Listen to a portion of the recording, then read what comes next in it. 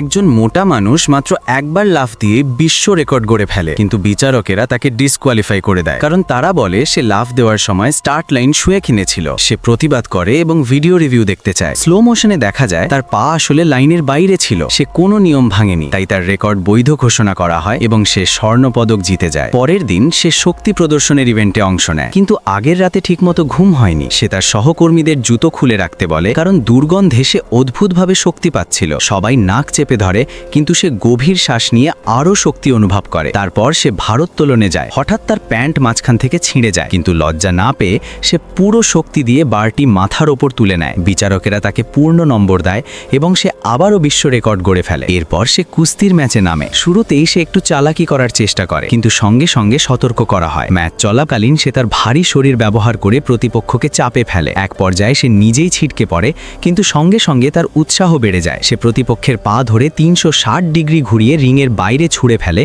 এবং জয় পায়। শেষ ইভেন্ট ছিল 400 মিটার রিলে দৌড়। তার টিমমেটরা দ্রুত দৌড়ালেও ব্যাটন পাস করতে বারবার ভুল হচ্ছিল। রাগে সে তার এক সহকর্মীকে ধাক্কা দেয় এবং নিজেই দৌড় শুরু করে সবার থেকে এগিয়ে যায়। শেষে সে ফিনিশ লাইন প্রথম পার হয় এবং সবার সামনে বিজয় উদযাপন করে। ফাইনাল রিভিউতে দেখা যায় সে শুধু আগে ফিনিশ লাইন পার করেনি, বরং সেখানে একটু থেমেও ছিল। শেষ পর্যন্ত সে তার দলকে জিতিয়ে আবারও স্বর্ণপদক অর্জন করে।